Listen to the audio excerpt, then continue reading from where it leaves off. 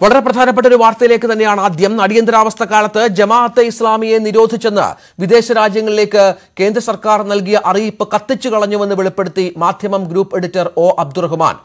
RSSനെ നിരോധിച്ചെന്ന അറിയിപ്പ് കൃത്യമായി വിതരണം ചെയ്തുവെന്നും അടുത്തിടെ നടത്തിയ പ്രസംഗത്തിൽ അബ്ദുറഹ്മാൻ പറഞ്ഞു. ഖത്തറിൽ ഇന്ത്യൻ എംബസിയിൽ ഇന്റർപ്രറ്ററായി ജോലി ചെയ്യവെയാണ് സംഭവം.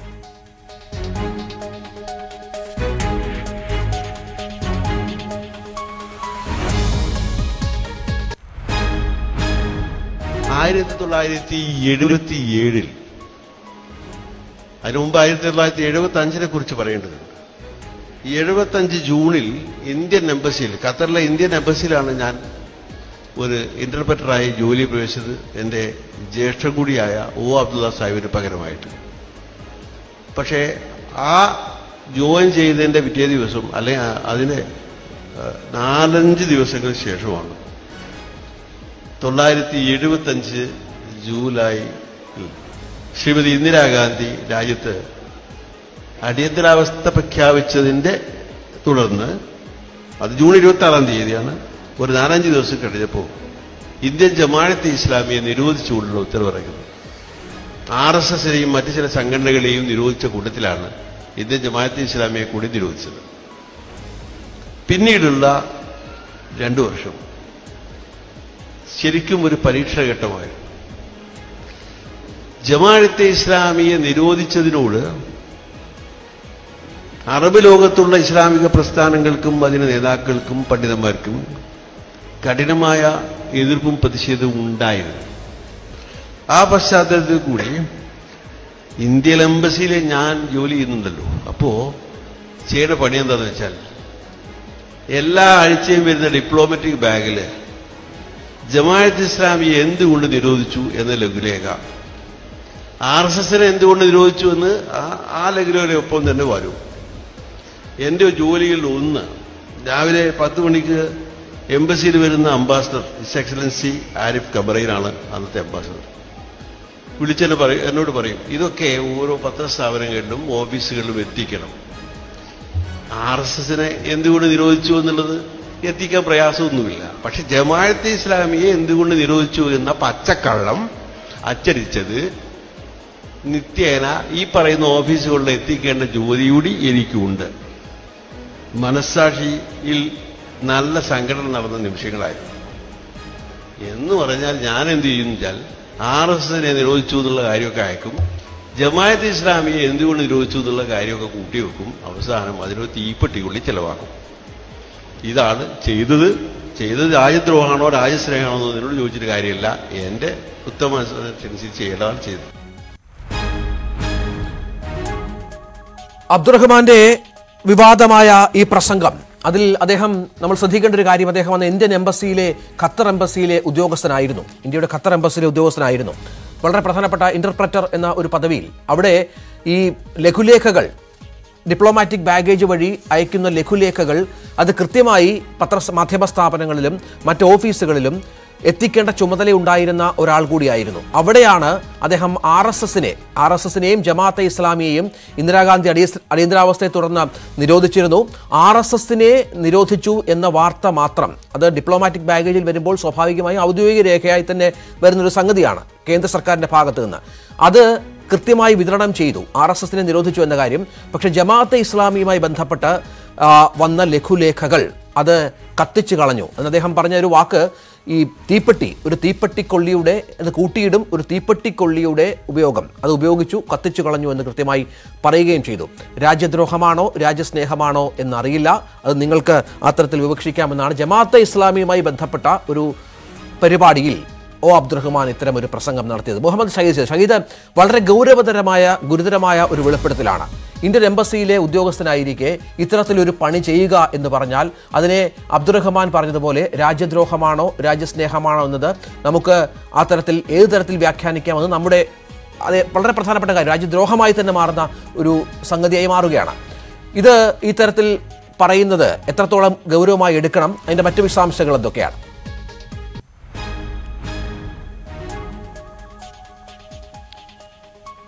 രഞ്ജിത്ത്, ജമാഅത്തെ ഇസ്ലാമിയുടെ സൈദ്ധാന്തികനാണ്, ബുദ്ധിജീവിയാണ് ഒ അബ്ദുറഹ്മാൻ. മാധ്യമം, അവരുടെ പ്രസിദ്ധീകരണമായ മാധ്യമം ഗ്രൂപ്പുകളുടെ ഗ്രൂപ്പ് എഡിറ്റർ കൂടിയാണ് അദ്ദേഹമാണ് ഇത്തരമൊരു വെളിപ്പെടുത്തൽ നടത്തിയിരിക്കുന്നത്. ജമാഅത്തെ ഇസ്ലാമിയുടെ തന്നെ സംഘടനാപരമായ ഒരു ക്ലോസ്ഡ് വേദിയിൽ വെച്ചാണ് ഇങ്ങനെ ഒരു പ്രസംഗം നടത്തിയതെന്നാണ് നമുക്ക് ലഭിക്കുന്ന സൂചന. അപ്പോൾ രഞ്ജിത്ത് സൂചിപ്പിച്ചതുപോലെ ഇതിൽ ഏറ്റവും ഗൗരവതരമായ ഒരു പ്രശ്നം ഇന്ത്യൻ എംബസി ഉദ്യോഗസ്ഥനായിരിക്കെ അദ്ദേഹം ഈ ഖത്തറിലെ ഇന്ത്യൻ എംബസി ഉദ്യോഗസ്ഥനായിരുന്നു ആ കാലഘട്ടത്തിൽ. 1975 ജൂണിൽ അദ്ദേഹം തീയതി പറയുന്നുണ്ട്. അത് അടിയന്തരാവസ്ഥ പ്രഖ്യാപിച്ച് ദിവസങ്ങൾക്ക് ശേഷം ജമാഅത്തെ ഇസ്ലാമിയെ നിരോധിക്കുന്ന ഘട്ടത്തിൽ ജൂൺ 26 മറ്റുമാണ് അദ്ദേഹം എംബസി ഉദ്യോഗസ്ഥനായി ജോയിൻ ചെയ്യുന്നത്. അതിനുശേഷം അദ്ദേഹത്തിൻ്റെ കയ്യിലേക്ക് ഇന്ത്യൻ ഗവൺമെൻറ്റിൻ്റെ ഔദ്യോഗിക ഡോക്യുമെൻ്റായി വന്ന രേഖകൾ അദ്ദേഹം കത്തിച്ചു കളയുന്നു എന്ന് പറയുന്നത് ആണ് ഇതിൻ്റെ ഗൗരവം വർദ്ധിപ്പിക്കുന്നത്. അതിന് സംഘടനാപരമായ താല്പര്യമാണെന്ന് അദ്ദേഹം പറഞ്ഞു വെക്കുന്നുണ്ട്. അദ്ദേഹം ജമാഅത്തെ ഇസ്ലാമിക്കാരനാണ്. അതുകൊണ്ട് തന്നെ എന്തുകൊണ്ട് ജമാഅത്തെ ഇസ്ലാമി ഇന്ത്യയിൽ നിരോധിച്ചു എന്ന് ഖത്തറിൽ വിശദീകരിക്കുന്ന വാർത്താക്കുറിപ്പുകളാണ്. അദ്ദേഹം ഇന്ത്യൻ എംബസി നൽകിയിരിക്കുന്ന ഡോക്യുമെന്റുകളാണ്. ആ ഡോക്യുമെന്റുകൾ അവിടുത്തെ വാർത്താമാധ്യമങ്ങളിലും പൊതുജനങ്ങളിലും എത്തിച്ച് അവരോട് സന്ദേശം നൽകുകയാണ്. എന്തുകൊണ്ട് ജമാഅത്തെ ഇസ്ലാമിയെ ഇന്ത്യയിൽ നിരോധിച്ചു എന്ന് വിശദീകരിക്കുന്നതാണ്. ഇത് താൻ കത്തിച്ചു കളഞ്ഞു എന്നാണ് അദ്ദേഹം പറഞ്ഞു വെക്കുന്നത്. ഒപ്പം അതേ സമയത്ത് തന്നെ നിരോധിക്കപ്പെട്ട മറ്റൊരു സംഘടനയായ RSS എന്തുകൊണ്ട് നിരോധിച്ചു എന്ന് വിശദീകരിക്കുന്ന കാര്യങ്ങൾ അദ്ദേഹം സർക്കുലേറ്റ് ചെയ്യുകയും ചെയ്യുന്നു എന്ന് വളരെ കൃത്യമായി അദ്ദേഹം പറഞ്ഞു വെക്കുന്നുണ്ട്. ഇത് വളരെ ഗൗരവതരമായ ഒരു വെളിപ്പെടുത്തലായി ആണ് നമുക്ക് വിലയിരുത്താൻ കഴിയുക. അല്ലെങ്കിൽ അത്തരം സൂചനകളും നമ്മൾ ഇതുമായി ബന്ധപ്പെട്ട വിദഗ്ധരുമായി സംസാരിച്ചപ്പോഴൊക്കെ ഇത് അസാധാരണമായ ഒരു കാര്യമാണ്, അല്ലെങ്കിൽ ഒരു എംബസി ഉദ്യോഗസ്ഥൻ എന്ന നിലയിൽ ചെയ്യാൻ പാടില്ലാത്ത ഒരു പ്രവർത്തനമാണ് ചെയ്തത് എന്ന ഒരു വിശദീകരണമാണ് ലഭിക്കുന്നത്. അതുകൊണ്ട് തന്നെ ഇതിൻ്റെ ഗൗരവം വർദ്ധിക്കുകയാണ്. ഖത്തർ എന്നാൽ ഈ ജമാഅത്തെ ഇസ്ലാമിയുമായി വളരെ ആശയപരമായി അടുത്തു നിൽക്കുന്ന ഭരണകൂടവും അവിടുത്തെ ജനങ്ങളുമൊക്കെയാണ് എന്നുള്ളത് പ്രത്യേകം എടുത്തു പറയേണ്ട ഒരു കാര്യമാണ്. ജമാഅത്തെ ഇസ്ലാമിക്ക് ഏറ്റവും കൂടുതൽ ഫണ്ട് വരികയൊക്കെ ചെയ്യുന്ന രാജ്യം കൂടിയാണ് ഖത്തർ. അതുകൊണ്ട് തന്നെ ഖത്തർ കേരള ജമാഅത്തെ ഇസ്ലാമിയുടെ പല നേതാക്കന്മാരും ഖത്തറുമായി അടുത്ത ബന്ധമുണ്ട്. അവിടെ ജോലിക്കാരായും മറ്റുമൊക്കെ അവർ നിൽക്കുകയും ചെയ്യുന്ന ഒരു സാഹചര്യമുണ്ട്. ഈ ഘട്ടത്തിൽ തന്നെയാണ് അദ്ദേഹം പറഞ്ഞു വെക്കുന്നത്. അദ്ദേഹത്തിൻ്റെ ജ്യേഷ്ഠനായ അബ്ദുള്ള നേരത്തെ ഇതേ ജോലി ഇന്റർപ്രട്ടർ ജോലിയിൽ അവിടെ തുടരുകയായിരുന്നു. അദ്ദേഹത്തിന് ശേഷമാണ് അബ്ദുറഹ്മാൻ സഹോദരനായ താൻ അവിടെ ജോലിക്ക് പ്രവേശിക്കുന്നതെന്നും അദ്ദേഹം വിശദീകരിക്കുന്നുണ്ട്. ഏതായാലും അദ്ദേഹം തന്നെ നേരിട്ട് ഇക്കാര്യം വെളിപ്പെടുത്തുന്നത് ഇത്തരം രേഖകൾ സർക്കാരിന്റെ തരത്തിലുള്ള രേഖകൾ അത് കൃത്യമായി എത്തിക്കേണ്ട സ്ഥലങ്ങളിൽ എത്തിക്കുന്ന ജോലിയായിരുന്നു അബ്ദുറഹ്മാൻ അവിടെ ഈ പറയുന്ന സമയത്ത്. അത് വളരെ പ്രധാനപ്പെട്ട കാര്യമാണ്. കാരണം ഇത്തരം കാര്യങ്ങളൊക്കെ മാധ്യമ സ്ഥാപനങ്ങൾ എത്തിക്കുക, മറ്റ് ഓഫീസുകൾ എത്തിക്കുക എന്ന് പറയുന്നത് വളരെ പ്രധാനപ്പെട്ട കാര്യമാണ്. അതും സർക്കാരിന്റെ ഔദ്യോഗിക ഡോക്യുമെന്റായി വരുന്ന കാര്യങ്ങൾ അത് പൂഴ്ത്തിവെക്കുക, അത് കൊടുക്കാതിരിക്കുക, കത്തിച്ചു കളയുക എന്നൊക്കെ പറയുമ്പോൾ ഇതിനെ രാജ്യദ്രോഹം എന്നല്ലാതെ ഇങ്ങനൊരു പദവിയിലിരിക്കുന്ന ഉദ്യോഗസ്ഥൻ അങ്ങനെ ചെയ്യുമ്പോൾ രാജ്യദ്രോഹം എന്നല്ലാതെ എങ്ങനെ വിശേഷിപ്പിക്കാൻ സാധിക്കും? അതിന്റെ ഗൗരവം വളരെ വലുതായി മാറുകയല്ലേ?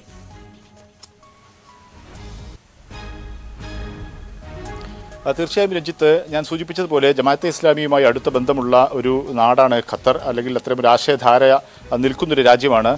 ഈ ജമാഅത്തെ ഇസ്ലാമിയെ ഇന്ത്യയിൽ നിരോധിച്ച സമയത്ത് അദ്ദേഹം തന്നെ പറയുന്നുണ്ട്, ഈ ഖത്തർ ഉൾപ്പെടെയുള്ള ഗൾഫ് രാജ്യങ്ങളിൽ വലിയ പ്രതിഷേധം ഉയർന്നിരുന്നു എന്ന് അദ്ദേഹം വിശദീകരിക്കുന്നു. ഒരുപക്ഷെ ഖത്തറിൽ അതുമായി ബന്ധപ്പെട്ട് ഭരണകൂടത്തിനകത്ത് അതൃപ്തിയും അസന്തുഷ്ടിയും ഒക്കെ അവരുടെ ഭാഗത്തു നിന്ന് ഉണ്ടായേക്കാനുള്ള സാധ്യതയുമുണ്ട്. ഞാൻ നേരത്തെ സൂചിപ്പിച്ചതുപോലെ ജമാഅത്തെ ഇസ്ലാമി ആശയധാരയുമായി അവർ അടുത്തു നിൽക്കുന്ന ഒരു രാജ്യം എന്നുള്ള നിലയിൽ. അതുകൊണ്ട് തന്നെ ഇന്ത്യ ഔദ്യോഗികമായി ആ രാജ്യത്തെ അറിയിക്കുന്ന, അല്ലെങ്കിൽ രാജ്യത്തെ ജനങ്ങളോട് പറയുന്ന ഒരു സാഹചര്യമാണത്. കാരണം എന്തുകൊണ്ട് ജമാഅത്തെ ഇസ്ലാമിയെ നിരോധിച്ചു എന്നുള്ളത് രാജ്യത്തിൻ്റെ, അല്ലെങ്കിൽ അക്കാലത്ത് അടിയന്തരാവസ്ഥ കാലമാണെങ്കിൽ കൂടി അന്നത്തെ ഗവൺമെൻറ് ഭരണകൂടം എന്തുകൊണ്ട് ജമാഅത്തെ ഇസ്ലാമിയെ നിരോധിച്ചു എന്ന് മറ്റൊരു രാജ്യത്തുള്ള ജനങ്ങളോടും അവിടുത്തെയുള്ള ഭരണ സംവിധാനങ്ങളുമൊക്കെ പറയാൻ വേണ്ടി പോകുന്ന ഒരു രേഖയാണ്, ഒരു ഡോക്യുമെൻ്റാണ് എന്നുള്ളതാണ് ഇതിൻ്റെ ഏറ്റവും പ്രധാനപ്പെട്ട കാര്യം. നയതന്ത്ര ബാഗേജ് വഴി അത് അയക്കുകയും ചെയ്യുന്നത്, എംബസിയിൽ അത് എത്തുകയും ചെയ്യുന്നത്, അതിൻ്റെ ഒഫീഷ്യൽ ഡോക്യുമെൻ്റ് എന്നുള്ളതിൻ്റെ സാധൂകരിക്കുന്ന ഒരു കാര്യം തന്നെയാണ്. അദ്ദേഹം തന്നെ പറയുന്നുണ്ട്, അവിടുത്തെ അംബാസഡർ ആയിരുന്ന ആൾ, അദ്ദേഹം തനിക്ക് നേരിട്ട് ഈ കാര്യം മാധ്യമങ്ങൾക്ക് എത്തിക്കുക എന്ന് പറയുന്നത് അവിടുത്തെ പൊതു സംവിധാനങ്ങളെ അവരുടെ ബോധ്യത്തിലേക്ക് ഈ കാര്യം എത്തിക്കുക എന്നുള്ളത് തന്നെയാണ്. ഇന്ത്യൻ ഗവൺമെൻറ്റിൻ്റെ അഭിപ്രായവും നിലപാടുകളും ഒക്കെ ഖത്തറിലെ പൊതുജനങ്ങളെ അറിയിക്കുക എന്നുള്ള ഒരു രാജ്യത്തിൻ്റെ തീരുമാനപ്രകാരമായ ഒരു തീരുമാനത്തിനനുസരിച്ചുള്ള ഒരു ജോലിയാണ് എന്നുള്ളതാണ് അതിൻ്റെ പ്രാധാന്യം. ആ ജോലി അദ്ദേഹം ചെയ്യുന്നില്ല എന്ന് മാത്രമല്ല, ആ ഒഫീഷ്യൽ ഡോക്യുമെൻ്റ് അദ്ദേഹം കത്തിച്ചു കളഞ്ഞു എന്ന് പറയുമ്പോൾ രഞ്ജിത്ത് സൂചിപ്പിച്ചതുപോലെ അതിൻ്റെ രാജ്യദ്രോഹ സ്വഭാവത്തിലേക്ക് വരും എന്നുള്ളതാണ് നമുക്ക് ഈ ഘട്ടത്തിൽ പൊതുവെ നമുക്ക് ലഭിക്കുന്ന പുറത്തുനിന്ന് ലഭിക്കുന്ന അത്തരം അഭിപ്രായങ്ങളുമൊക്കെ നമുക്ക് ലഭിക്കുമ്പോൾ ജമാഅത്തയുടെ തന്നെ ഒരു പരിപാടിയിലാണ് ഈ പ്രസംഗം നടത്തുകയെന്ന് മനസ്സിലാകുന്നു ഷഹീദ്. അവിടെ ഈ പറഞ്ഞതുപോലെ താൻ ഈ സംഘടനയോട് കൂറ് പുലർത്തുന്ന ഒരാളാണ് എന്ന് വ്യക്തമാക്കാൻ വേണ്ടി നടത്തിയ പ്രസംഗമാണ്. പക്ഷേ നേരത്തെ പറഞ്ഞതുപോലെ അത് ഇന്ത്യൻ എംബസി ഉദ്യോഗസ്ഥനായിരിക്കുമ്പോൾ ചെയ്ത പണിയാണ് എന്നുള്ളതാണ് പ്രധാനം. നമ്മൾ അല്പം മുമ്പ് അബ്ദുറഹ്മാൻ ഇവിടെ സംസാരിച്ചു. അദ്ദേഹം പറഞ്ഞത് താൻ നേരത്തെ നടത്തിയൊരു പ്രസംഗമാണ്, ഇപ്പോൾ അതിനെക്കുറിച്ച് വിശദീകരിക്കേണ്ട കാര്യമില്ല. കാരണം ഇത് നമ്മളടക്കം ഈ പുറത്തു വന്നപ്പോൾ അതിൻ്റെ ഗൗരവം ഒരുപക്ഷെ അദ്ദേഹത്തിന് മനസ്സിലായി കാണും. അദ്ദേഹം ഈ വിഷയത്തിൽ പ്രതികരിക്കാൻ തയ്യാറായിട്ടില്ല എന്നുള്ളതാണ് എൻ്റെ പുതിയ അപ്ഡേറ്റ്.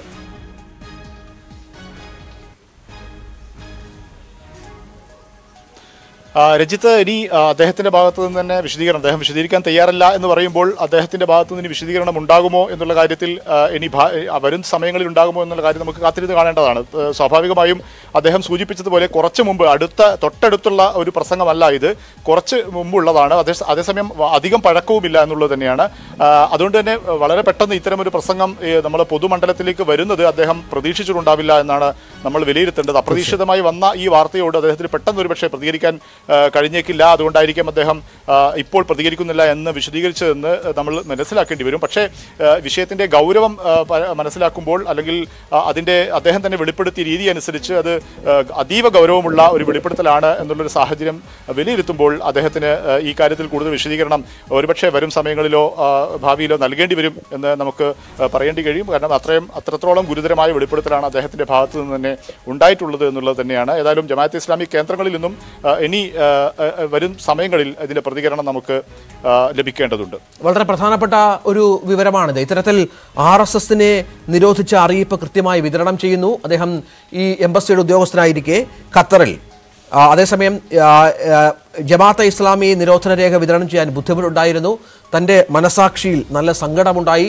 അതിൻ്റെ അടിസ്ഥാനത്തിൽ ഇത് കൂട്ടിയിട്ടു. അതിനുശേഷം തീപ്പെട്ടിക്കൊള്ളി ഉപയോഗിച്ചു എന്നാണ് അദ്ദേഹം കൃത്യമായി ഈ പ്രസംഗത്തിൽ പറയുന്നത്. പ്രസംഗത്തിലേക്ക് ഒരിക്കൽ കൂടി. 1977 അതിനു മുമ്പ് 1975 കുറിച്ച് പറയേണ്ടതുണ്ട്. 75 ജൂണിൽ ഇന്ത്യൻ എംബസിയിൽ, ഖത്തറിലെ ഇന്ത്യൻ എംബസിയിലാണ് ഞാൻ ഒരു ഇന്റർപ്രറ്ററായി ജോലി പ്രവേശിച്ചത്. എൻ്റെ ജ്യേഷ്ഠൻ കൂടിയായ അബ്ദുള്ള സാഹിബിന് പകരമായിട്ട്. പക്ഷേ ആ ജോയിൻ ചെയ്തതിൻ്റെ പിറ്റേ ദിവസം, അല്ലെങ്കിൽ അതിന് 4-5 ദിവസങ്ങൾക്ക് ശേഷമാണ് 1975 ജൂലൈ ശ്രീമതി ഇന്ദിരാഗാന്ധി രാജ്യത്ത് അടിയന്തരാവസ്ഥ പ്രഖ്യാപിച്ചതിൻ്റെ തുടർന്ന്, അത് ജൂൺ 26-ാം തീയതിയാണ്, ഒരു 4-5 ദിവസം കഴിഞ്ഞപ്പോൾ ഇന്ത്യൻ ജമാഅത്തെ ഇസ്ലാമിയെ നിരോധിച്ചുകൊണ്ടുള്ള ഉത്തരവിറങ്ങുന്നത്. RSSനെയും മറ്റു ചില സംഘടനകളെയും നിരോധിച്ച കൂട്ടത്തിലാണ് ഇന്ത്യൻ ജമാഅത്തെ ഇസ്ലാമിയെ കൂടി നിരോധിച്ചത്. പിന്നീടുള്ള 2 വർഷം ശരിക്കും ഒരു പരീക്ഷാഘട്ടമായി. ജമാഅത്തെ ഇസ്ലാമിയെ നിരോധിച്ചതിനോട് അറബ് ലോകത്തുള്ള ഇസ്ലാമിക പ്രസ്ഥാനങ്ങൾക്കും അതിന് നേതാക്കൾക്കും പണ്ഡിതന്മാർക്കും കഠിനമായ എതിർപ്പും പ്രതിഷേധവും ഉണ്ടായിരുന്നു. ആ പശ്ചാത്തലത്തിൽ കൂടി ഇന്ത്യൻ എംബസിയിൽ ഞാൻ ജോലി ചെയ്യുന്നുണ്ടല്ലോ. അപ്പോൾ ചെയ്യേണ്ട പണി എന്താണെന്ന് വെച്ചാൽ, എല്ലാ ആഴ്ചയും വരുന്ന ഡിപ്ലോമാറ്റിക് ബാഗിൽ ജമാഅത്തെ ഇസ്ലാമിയെ എന്തുകൊണ്ട് നിരോധിച്ചു എന്ന ലഘുലേഖ, RSSനെ എന്തുകൊണ്ട് നിരോധിച്ചു എന്ന് ആ ലഘുലേഖയൊപ്പം തന്നെ വരും. എൻ്റെ ജോലികളിൽ ഒന്ന്, രാവിലെ 10 മണിക്ക് എംബസിയിൽ വരുന്ന അംബാസഡർ ഹിസ് എക്സലൻസി ആരിഫ് കബറയിലാണ് അന്നത്തെ അംബാസഡർ. എന്നോട് പറയും, ഇതൊക്കെ ഓരോ പത്രസ്ഥാപനങ്ങളിലും ഓഫീസുകളിലും എത്തിക്കണം. RSSനെ എന്തുകൊണ്ട് നിരോധിച്ചു എന്നുള്ളത് എത്തിക്കാൻ പ്രയാസമൊന്നുമില്ല. പക്ഷെ ജമാഅത്തെ ഇസ്ലാമിയെ എന്തുകൊണ്ട് നിരോധിച്ചു എന്ന പച്ചക്കള്ളം അച്ചടിച്ചത് നിത്യേന ഈ പറയുന്ന ഓഫീസുകളിൽ എത്തിക്കേണ്ട ജോലി കൂടി എനിക്കുണ്ട്. മനസ്സാക്ഷിയിൽ നല്ല സംഘടന നടന്ന നിമിഷങ്ങളായിരുന്നു. എന്ന് പറഞ്ഞാൽ ഞാൻ എന്ത് ചെയ്യുന്നു വെച്ചാൽ, RSSനെ നിരോധിച്ചു എന്നുള്ള കാര്യമൊക്കെ അയക്കും, ജമാഅത്തെ ഇസ്ലാമിയെ എന്തുകൊണ്ട് നിരോധിച്ചു എന്നുള്ള കാര്യമൊക്കെ കൂട്ടിവെക്കും, അവസാനം അതിനൊരു തീപ്പെട്ടിക്കുള്ളി ചെലവാക്കും. ഇതാണ് ചെയ്തത്. രാജ്യദ്രോഹമാണോ രാജ്യസ്നേഹമാണോ എന്നതിനോട് ചോദിച്ചിട്ട് കാര്യമില്ല. എൻ്റെ ഉത്തമ ഇതാണ് അബ്ദുറഹ്മാന്റെ പ്രസംഗം. ഇത്തരത്തിൽ അദ്ദേഹം പറഞ്ഞു വെക്കുകയാണ്. ശ്രീ RV ബാബു, ഹിന്ദു ഐക്യവേദി പ്രതിനിധിയായി ഈ ചർച്ചയിൽ പങ്കെടുത്തു. ശ്രീ RV ബാബു, ഈ പ്രസംഗം താങ്കൾ കേട്ട് കാണും. ഇന്ത്യൻ എംബസിയുടെ ഖത്തറിലെ ഉദ്യോഗസ്ഥനായിരിക്കുന്ന ഘട്ടത്തിലാണ് ഇത്തരം ഒരു പണി ഈ ഗ്രൂപ്പ് എഡിറ്റർ, മാധ്യമത്തിന്റെ ഗ്രൂപ്പ് എഡിറ്റർ ചെയ്ത്. അത് ഈ പറഞ്ഞതുപോലെ ജമാഅത്തെ വേദിയിൽ അദ്ദേഹം വിളമ്പുകയാണ്. താൻ ഇങ്ങനെ ഒരു പണി ചെയ്തു, അത് രാജ്യദ്രോഹമാണോ രാജ്യസ്നേഹമാണോ എന്ന് നിങ്ങൾക്ക് വേണമെങ്കിൽ മനസ്സിലാക്കി എടുക്കാം എന്ന്. എങ്ങനെയാണ് ഈ വിഷയത്തോട്, ഈ പ്രസംഗത്തോട് താങ്കളുടെ ആദ്യ പ്രതികരണം? ഇത് അങ്ങേയറ്റം ഞെട്ടിപ്പിക്കുന്ന ഒരു സംഭവമാണ്. യഥാർത്ഥത്തിൽ ഇതുപോലുള്ള ആളുകൾ ഇന്ത്യൻ എംബസി പോലെ അല്ലെങ്കിൽ തന്ത്രപ്രധാനമായ നയതന്ത്ര മേഖലയിൽ പ്രവർത്തിക്കുമ്പോൾ അവര് രാജ്യത്തിന്റെ താല്പര്യത്തെക്കാൾ മതത്തിന്റെ താല്പര്യം കാണുന്നു എന്നുള്ളത് നമ്മളെ സംബന്ധിച്ചിടത്തോളം നമ്മുടെ ആഭ്യന്തര സുരക്ഷയ്ക്ക് തന്നെ ഭീഷണിയാവുന്ന ഒരു കാര്യമാണ്. ഇപ്പോ അദ്ദേഹത്തിന് ഇന്ദിരാഗാന്ധിയുടെ അടിയന്തരാവസ്ഥയെ സംബന്ധിച്ച് നമുക്കെല്ലാവർക്കും വലിയ വിഭാഗം ജനങ്ങൾക്ക് എതിർപ്പുണ്ടായിരുന്നു എന്നുള്ളതൊക്കെ എല്ലാവർക്കും അറിയാം. പക്ഷെ ഈ രാജ്യത്ത് നിന്ന് അവരുടെ സർക്കാർ സംവിധാനം വഴി ഓരോ രാജ്യത്തും എന്തുകൊണ്ട് ഈ സംഘടനകളെ നിരോധിച്ചു എന്നുള്ളത് രാജ്യത്തിന്റെ ഒരു തീരുമാനമാണ്. അതിനോട് നമുക്ക് ഇവിടെ വിയോജിക്കുകയോ അനുകൂലിക്കുകയോ ഒക്കെ ചെയ്യാം. പക്ഷേ ഈ രാജ്യത്തെ പ്രതിനിധീകരിച്ചുകൊണ്ട് അവിടെ ജോലി ചെയ്യുന്ന ആൾക്കാര് അവിടെ ഈ കാര്യങ്ങൾ വിതരണം ചെയ്യുമ്പോൾ അദ്ദേഹം ചെയ്തത് എന്താണ്? അദ്ദേഹം ചെയ്തത് RSSന്റെ ലഘുലേഖകള്, RSSനെതിരെ എന്തുകൊണ്ട് നിരോധിച്ചു എന്നുള്ള ലഘുലേഖകൾ അദ്ദേഹം വിതരണം ചെയ്തു. അതിൽ അദ്ദേഹത്തിന് മനസാക്ഷിക്കുത്തുണ്ടായില്ല. വളരെ സന്തോഷത്തോടുകൂടി അത് ചെയ്തു. എന്നാൽ ജമാഅത്തെ ഇസ്ലാമിയെ സംബന്ധിച്ചുള്ളത് അദ്ദേഹം അവിടെ വിതരണം ചെയ്തില്ല എന്ന് പറയുമ്പോൾ യഥാർത്ഥത്തിൽ അദ്ദേഹത്തിന് വേണമെങ്കിൽ ചെയ്യാം, രണ്ടും ഒരേപോലെ തന്നെ വിതരണം ചെയ്യാതിരിക്കാം, രണ്ടും ഒരു തീപ്പെട്ടിക്കൊള്ളി ഉപയോഗിക്കാം. പക്ഷെ അദ്ദേഹം മനഃപൂർവ്വം ഒന്നിനെ മാത്രം തീപ്പെട്ടിക്കൊള്ളി ഉപയോഗിച്ചു, മറ്റൊന്നിനെ അദ്ദേഹം ആവേശത്തോടു കൂടി വിതരണം ചെയ്തു എന്ന് പറയുമ്പോൾ ഇതേപോലുള്ള ആൾക്കാർ ആരുടെ ഏത് താല്പര്യമാണ് സംരക്ഷിക്കുന്നത്? രാജ്യത്തിന്റെ താല്പര്യമാണോ അതോ തന്ത്രപ്രധാനമായ മേഖലകളിൽ പ്രവർത്തിക്കുന്ന അവരുടെ മതത്തിന്റെ താല്പര്യമാണോ സംരക്ഷിക്കുന്നത് എന്നുള്ളത് നമ്മളെയൊക്കെ വല്ലാതെ ആശങ്കപ്പെടുത്തുന്ന കാര്യമാണ്. ഇത് ഈ ഒരു അബ്ദുൾ റഹ്മാൻ എന്ന് പറയുന്ന ഇപ്പോഴത്തെ മാധ്യമത്തിന്റെ എഡിറ്ററുടെ കാര്യത്തിൽ മാത്രമല്ല രഞ്ജിത്ത്. നമുക്ക് ഈ അടുത്ത കാലത്താണ് ഇന്ത്യയുടെ ഉപരാഷ്ട്രപതി ഹമീദ് അൻസാരിയെ സംബന്ധിച്ചുള്ള വിവാദമായ ഒരുപാട് വെളിപ്പെടുത്തലുകൾ ഉണ്ടായത്. പാകിസ്ഥാൻ പത്രപ്രവർത്തകൻ അദ്ദേഹം പറഞ്ഞു, ഇന്ത്യയിലെ UPA ഭരിക്കുന്ന കാലത്ത് ഞാൻ 5 വട്ടം ഇന്ത്യയിൽ വന്നു, അതില് ഈ ഹമീദ് അൻസാരിയെ സന്ദർശിച്ച് അദ്ദേഹത്തിൽ നിന്നും കിട്ടുന്ന വിവരങ്ങൾ ഞാൻ പാകിസ്ഥാൻ ചാരസംഘടനയ്ക്ക് കൈമാറിയിരുന്നു എന്ന് ഉള്ള വിവരം അദ്ദേഹം പറഞ്ഞത് പാകിസ്ഥാനിലെ ഒരു ഇന്റർവ്യൂവിലാണ്. അപ്പൊ ഇതുപോലെ തന്ത്രപ്രധാനമായ മേഖലകളിൽ ജോലി ചെയ്യുന്ന ആളുകൾ രാജ്യ താല്പര്യത്തെക്കാൾ മതത്തിന് പ്രാധാന്യം കൊടുക്കുന്നു എന്ന് വരുമ്പോൾ നമുക്ക് ആരെയാണ് ഇനി വിശ്വസിക്കുക? ഇതുപോലുള്ള ആൾക്കാരെയൊക്കെ നമുക്ക് ഏത് മേഖലയിലാണ് ജോലിക്ക് എടുക്കുക? എനിക്ക് വളരെ ഗൗരവത്തോടുകൂടി നിങ്ങളുടെ മാധ്യമം മുഖേന സർക്കാരിനോടും അതേപോലെ ബന്ധപ്പെട്ടവരോടൊക്കെ പറയാനുള്ളൊരു കാര്യം, നമ്മുടെ കേരളത്തിലടക്കം നമ്മുടെ വിവിധ സംസ്ഥാനങ്ങളിൽ മതത്തിന്റെ അടിസ്ഥാനത്തിൽ പോലീസിലടക്കം സ്പെഷ്യൽ റിക്രൂട്ട്മെന്റുകൾ നടത്തുന്നുണ്ട്. ശരിക്കും പറഞ്ഞാൽ ഇത് രാജ്യദ്രോഹത്തിന് വളവിടുന്ന പരിപാടിയാണ് എന്ന് പറയാതിരിക്കാൻ നിവൃത്തിയില്ല. ഇത്തരം ആളുകൾ ഇതിലൂടെ നുഴഞ്ഞു കയറി യഥാർത്ഥത്തിൽ രാജ്യത്തിന് വിരുദ്ധമായ നിലപാടുകൾ എടുക്കാൻ വളരെ സാഹചര്യം ഉണ്ടാക്കുന്ന നിലപാടാണിത്. നമ്മൾ കണ്ടു, പോലീസില് പോപ്പുലർ ഫ്രണ്ടിന്റെ ചാരന്മാര് കടന്നുകൂടി അത്തരം ആൾക്കാരെ സസ്പെൻഡ് ചെയ്തു. തൊടുപുഴയിൽ അനസ് എന്ന പോലീസ് ഉദ്യോഗസ്ഥനെ സസ്പെൻഡ് ചെയ്തു, നമ്മൾ കണ്ടതാണ്. അദ്ദേഹത്തെ പിരിച്ചുവിട്ടു. RSSന്റെ ആളുകളുടെ വിവരങ്ങൾ പോപ്പുലർ ഫ്രണ്ട് നേതാക്കന്മാർക്ക് ചോർത്തി കൊടുത്തു എന്നുള്ളതിന്റെ പേരിൽ. മൂന്നാറില് 3 പോലീസ് ഉദ്യോഗസ്ഥന്മാര് തീവ്രവാദ സംഘടനകൾക്ക് പോലീസ് ഫയലുകൾ ചോർത്തി കൊടുത്തു എന്നുള്ള പേരിൽ ഇപ്പൊ സസ്പെൻഷനിലാണ്. നമ്മൾ അതേപോലെ തന്നെ ഫയർ ആൻഡ് റെസ്ക്യൂ ഡിപ്പാർട്ട്മെന്റിലെ ആള് പോപ്പുലർ ഫ്രണ്ടില് കൊലപാതകത്തിൽ പങ്കെടുത്തതിന്റെ പേരിൽ അറസ്റ്റ് ചെയ്ത് ജയിലിലാണ്. തന്ത്രപ്രധാനമായ വളരെ ആഭ്യന്തര സുരക്ഷയെ ബാധിക്കുന്ന മേഖലകളിൽ ഇത്തരം ആളുകളെ റിക്രൂട്ട് ചെയ്യുമ്പോൾ വളരെ ശ്രദ്ധിച്ചുകൊണ്ട് മാത്രമേ ഇത്തരം ആളുകളെ ആ മേഖലയിലേക്ക് നിയമിക്കാവൂ എന്നുള്ള ഒരു വലിയ പാഠമാണ് നമുക്ക് ഇതിൽ നിന്ന് മനസ്സിലാകുന്നത്. ഗൗരവമായിട്ട് നമ്മൾ കാണേണ്ടിയിരിക്കുന്നു ഈ വിഷയം. ശരി, നന്ദി ശ്രീ RV ബാബു. ഏതായാലും ഈ അബ്ദുറഹ്മാൻ പറഞ്ഞു വെച്ച പ്രധാനപ്പെട്ട കാര്യം, അതായത് ഈ തരത്തിൽ തൻ്റെ ഔദ്യോഗിക ഡോക്യുമെന്റായി കേന്ദ്ര സർക്കാർ ഡിപ്ലോമാറ്റിക് ബാഗേജ് വഴി അയച്ചു കൊടുത്ത ലഘുലേഖ അത് മാധ്യമ സ്ഥാപനങ്ങളിലും ഒപ്പം ഓഫീസുകളിലും എത്തിക്കേണ്ട കാര്യം, അതിൽ തൻ്റെ ഭാഗത്ത് നിന്ന് മതപരമായ ചിന്തയിൽ ഈ പറഞ്ഞ പോലെ രാജ്യ താല്പര്യങ്ങൾ മാറ്റിവെച്ച് മതതാല്പര്യം മാത്രം കണ്ടുകൊണ്ട് ആ മതത്തിൻ്റെ ജമാഅത്തെ ഇസ്ലാമിയുടെ ഒരു വേദിയിൽ അദ്ദേഹം പ്രസംഗിക്കുകയാണ് എന്ന് അത് കണ്ടുകൊണ്ട് താൻ ചെയ്ത ഒരു പണി, ഇന്ത്യൻ എംബസിയിൽ വെച്ച് ചെയ്ത ഒരു പണി, അത് വളരെ കൃത്യമായി തന്നെ അദ്ദേഹം വിശദീകരിക്കുന്നു.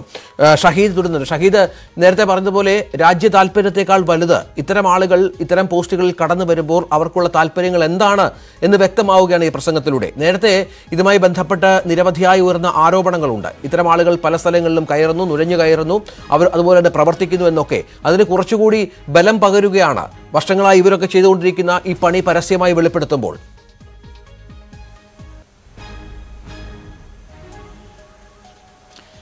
രഞ്ജിത്ത്, ഈ ആർ വി ബാബു സൂചിപ്പിച്ചു അടിയന്തരാവസ്ഥ കാലത്ത് ഈ അടിയന്തരാവസ്ഥയോട് വിയോജിപ്പുള്ള സംഘടനകൾ നിരവധി ഉണ്ടായിരുന്നു. RSSനും ജമാഅത്തെ ഇസ്ലാമിക്കുമൊക്കെ അടിയന്തരാവസ്ഥയോട് വിയോജിപ്പുണ്ടായിരുന്നു. ഇന്ദിരയുടെ ഏകാധിപത്യത്തിനെതിരെയൊക്കെ അവർ നിലപാടെടുക്കുകയും ചെയ്തിരുന്നു. ഈ സമയത്താണ് ഈ പ്രത്യേകിച്ചും അന്ന് അടിയന്തരാവസ്ഥ കാലത്ത് പല സംഘടനകളും നിരോധിക്കപ്പെടുന്നുണ്ട്. അപ്പോൾ ഈ RSSനെയും ജമാഅത്തെ ഇസ്ലാമിയെയും നിരോധിക്കുന്നത് ഈ മതത്തെ രാഷ്ട്രീയത്തിൽ ഉൾപ്പെടുത്തി അങ്ങനെ ഒരു സംഘടനാ രീതിയിലൂടെ കൊണ്ടുപോകുന്ന ഒരു വിലയിൽ അല്ലെങ്കിൽ അങ്ങനെ തീരുമാനിക്കപ്പെട്ടതിന്റെ അടിസ്ഥാനത്തിലാണ് ഈ സംഘടനകളെ നിരോധിക്കുന്നതെന്നാണ് മനസ്സിലാക്കുന്നത്. അങ്ങനെയാണ് ഈ രണ്ട് സംഘടനകൾ നിരോധിക്കുന്നത്. പക്ഷേ ഇതിനെതിരെ ഈ ഗൾഫ് രാജ്യങ്ങളിൽ പ്രത്യേകിച്ചും ഖത്തറിലൊക്കെ ആ തരത്തിലുള്ള പ്രതിഷേധം, പ്രത്യേകിച്ചും ജമാഅത്തെ ഇസ്ലാമിയെ നിരോധിച്ചതിനെതിരെ പ്രതിഷേധം ഉയരുകയും ചെയ്തു. അപ്പോൾ ആ സർക്കാരിനെയും അവിടുത്തെയുള്ള പൊതുജനങ്ങളെയും മാധ്യമങ്ങളെയും ഒക്കെ ഇന്ത്യൻ ഗവൺമെന്റ് അറിയിക്കുകയാണ് എന്തുകൊണ്ട് ജമാഅത്തെ ഇസ്ലാമിയെയും RSSനെയും ഇവിടെ ഇന്ത്യയിൽ നിരോധിച്ചു എന്നുള്ളതിനെക്കുറിച്ച് വിശദീകരിക്കുന്ന നിരന്തരമായ കുറിപ്പുകൾ പോയിരുന്നു. ആ കുറിപ്പുകളിലാണ് ഈ രീതിയിൽ RSS എന്തുകൊണ്ട് നിരോധിക്കപ്പെട്ടു എന്നതിൻ്റെ ഡോക്യുമെന്റുകൾ താൻ വിതരണം ചെയ്യുകയും ജമാഅത്തെ ഇസ്ലാമി എന്തുകൊണ്ട് നിരോധിച്ചു എന്ന് പറയുന്ന, പ്രത്യേകിച്ചും ആ ഖത്തർ പോലെയൊരു രാജ്യത്ത് ജമാഅത്തെ ഇസ്ലാമിയുടെ നിരോധനമാണ് സ്വാഭാവികമായും ഇന്ത്യക്ക് വിശദീകരിക്കേണ്ടി വരിക. അങ്ങനെ ഒരു പ്രാധാന്യമുള്ള ഡോക്യുമെന്റ് താൻ നശിപ്പിച്ചു, വിതരണം ചെയ്തില്ല, നശിപ്പിച്ചു എന്നുള്ള അദ്ദേഹത്തിന് വെളിപ്പെടുത്തൽ. അതായത് അടിയന്തരാവസ്ഥ കാലമാണ് ഈ നിരോധനവുമായി ബന്ധപ്പെട്ട് നിരവധിയായ എതിർപ്പുകൾ പല സ്ഥലങ്ങളിലുണ്ട്. അത് സ്വാഭാവികമായും ഈ പറഞ്ഞതുപോലെ വിശദീകരിക്കേണ്ട ചുമതല സർക്കാരിനുണ്ട്, മറ്റു രാജ്യങ്ങളിലടക്കം. അതുകൊണ്ട് തന്നെ അത് കൃത്യമായി എഴുതിയ കുറിപ്പുകൾ, അതിന്റെ വിശദീകരണം അത് മിക്ക രാജ്യങ്ങളിലും ഈ തരത്തിൽ വിതരണം ചെയ്തുകൊണ്ടിരുന്നു എംബസി വഴി. അവിടെ ഖത്തർ പോലെ വളരെ പ്രധാനപ്പെട്ട ഒരു രാജ്യത്ത് ഇത് സർക്കാരിന്റെ ഈ നീക്കമാണ്, ഈ ലക്ഷ്യമാണ് അന്ന് എംബസി ഉദ്യോഗസ്ഥനായിരുന്ന അബ്ദുറഹ്മാൻ പൊളിച്ചത്.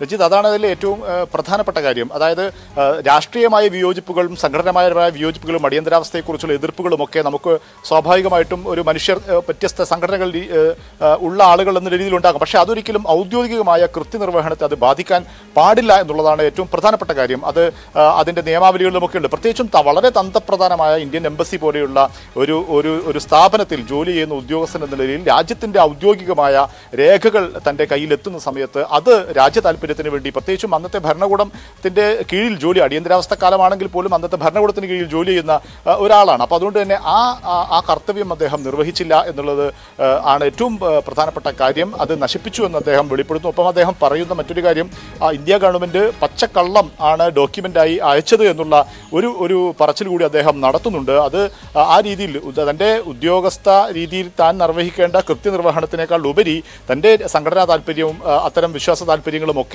സംരക്ഷിക്കേണ്ടത് എന്ന് പറയുന്ന ഒരു രീതിയിലേക്ക് കാര്യങ്ങൾ പോകുന്നു എന്നുള്ളതാണ് ഏറ്റവും പ്രധാനപ്പെട്ട കാര്യം, ഗൗരവതരമായ കാര്യം. രാജ്യത്തിൻ്റെ തന്നെ ഔദ്യോഗിക രേഖ താൻ നശിപ്പിച്ചു എന്ന് പറയുന്നത് ആ അർത്ഥത്തിൽ വളരെ അതീവ ഗൗരവമുള്ളതാണ് എന്ന് തന്നെയാണ് ഈ ഘട്ടത്തിൽ. ഏതായാലും അബ്ദുറഹ്മാനോട് നമ്മൾ സംസാരിച്ചിരുന്നു. അദ്ദേഹം പറയുന്നത് നേരത്തെ താൻ നടത്തിയ ഒരു പ്രസംഗമാണ് ഇത്, അതിനിപ്പോൾ അങ്ങനെ പ്രസക്തിയില്ല. പക്ഷേ അപ്പോഴും അദ്ദേഹം പറയുമ്പോഴും ഇത് അദ്ദേഹം വ്യക്തമായി തന്നെ ആ വേദിയിൽ ഉന്നയിക്കുകയാണ്. ഒരു പക്ഷേ നേരത്തെ ഷഹീദ് പറഞ്ഞ പോലെ ഈ പ്രസംഗത്തിൻ്റെ അത് പുറത്തു വരുമെന്ന് അദ്ദേഹം പ്രതീക്ഷിച്ചിട്ടുണ്ടായിട്ടില്ല ഇത്ര പെട്ടെന്ന്. ഒപ്പം അതിൻ്റെ ഗൗരവം ഇത്ര വർദ്ധിക്കുമെന്ന് അദ്ദേഹം പ്രതീക്ഷിച്ചിട്ടുണ്ടായിരിക്കില്ല. അതുകൊണ്ട് തന്നെ അദ്ദേഹത്തിൻ്റെ കൃത്യമായൊരു പ്രതികരണം ആ വിഷയത്തിൽ വന്നിട്ടില്ല. വരും മണിക്കൂറിൽ ഒരു പക്ഷേ അതും പ്രതീക്ഷിക്കാം.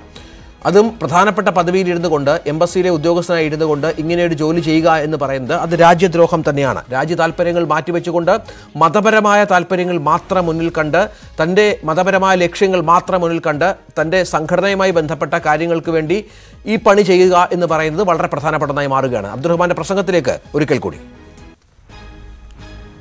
1977 അതിനു മുമ്പ് 1975 കുറിച്ച് പറയേണ്ടതുണ്ട്. 75 ജൂണിൽ ഇന്ത്യൻ എംബസിയിൽ, ഖത്തറിലെ ഇന്ത്യൻ എംബസിയിലാണ് ഞാൻ ഒരു ഇന്റർപ്രറ്ററായി ജോലി പ്രവേശിച്ചത്, എൻ്റെ ജ്യേഷ്ഠൻ കൂടിയായ അബ്ദുള്ള സാഹിബിന് പകരമായിട്ട്. പക്ഷേ ആ ജോയിൻ ചെയ്തതിൻ്റെ പിറ്റേ ദിവസം, അല്ലെങ്കിൽ അതിന് 4-5 ദിവസങ്ങൾക്ക് ശേഷമാണ് 1975 ജൂലൈ ശ്രീമതി ഇന്ദിരാഗാന്ധി രാജ്യത്ത് അടിയന്തരാവസ്ഥ പ്രഖ്യാപിച്ചതിൻ്റെ തുടർന്ന്, അത് ജൂൺ 26-ാം തീയതിയാണ്, ഒരു 4-5 ദിവസം കഴിഞ്ഞപ്പോൾ ഇന്ത്യൻ ജമാഅത്തെ ഇസ്ലാമിയെ നിരോധിച്ചുകൊണ്ടുള്ള ഉത്തരവിറങ്ങുന്നത്. RSSനെയും മറ്റു ചില സംഘടനകളെയും നിരോധിച്ച കൂട്ടത്തിലാണ് ഇന്ത്യൻ ജമാഅത്തെ ഇസ്ലാമിയെ കൂടി നിരോധിച്ചത്. പിന്നീടുള്ള 2 വർഷം ശരിക്കും ഒരു പരീക്ഷാഘട്ടമായിരുന്നു. ജമാഅത്തെ ഇസ്ലാമിയെ നിരോധിച്ചതിനോട് അറബ് ലോകത്തുള്ള ഇസ്ലാമിക പ്രസ്ഥാനങ്ങൾക്കും അതിന്റെ നേതാക്കൾക്കും പണ്ഡിതന്മാർക്കും കഠിനമായ എതിർപ്പും പ്രതിഷേധവും ഉണ്ടായിരുന്നു. ആ പശ്ചാത്തലത്തിൽ കൂടി ഇന്ത്യൻ എംബസിയിൽ ഞാൻ ജോലി ചെയ്യുന്നുണ്ടല്ലോ. അപ്പോ ചെയ്യേണ്ട പണി എന്താണെന്ന് വെച്ചാൽ എല്ലാ ആഴ്ചയും വരുന്ന ഡിപ്ലോമാറ്റിക് ബാഗിൽ ജമാഅത്ത് ഇസ്ലാമിയെ എന്തുകൊണ്ട് നിരോധിച്ചു എന്ന ലഘുലേഖ, RSSനെ എന്തുകൊണ്ട് നിരോധിച്ചു എന്ന് ആ ലഘുലേഖയൊപ്പം തന്നെ വരും. എൻ്റെ ജോലികളിൽ ഒന്ന്, രാവിലെ 10 മണിക്ക് എംബസിയിൽ വരുന്ന അംബാസഡർ ഹിസ് എക്സലൻസി ആരിഫ് കബറയിലാണ് അന്നത്തെ അംബാസഡർ. എന്നോട് പറയും ഇതൊക്കെ ഓരോ പത്രസ്ഥാപനങ്ങളിലും ഓഫീസുകളിലും എത്തിക്കണം. RSSനെ എന്തുകൊണ്ട് നിരോധിച്ചു എന്നുള്ളത് എത്തിക്കാൻ പ്രയാസമൊന്നുമില്ല. പക്ഷെ ജമാഅത്തെ ഇസ്ലാമിയെ എന്തുകൊണ്ട് നിരോധിച്ചു എന്ന പച്ചക്കള്ളം അച്ചടിച്ചത് നിത്യേന ഈ പറയുന്ന ഓഫീസുകളിൽ എത്തിക്കേണ്ട ജോലി കൂടി എനിക്കുണ്ട്. മനസ്സാക്ഷിയിൽ നല്ല സംഘടന നടന്ന നിമിഷങ്ങളായിരുന്നു.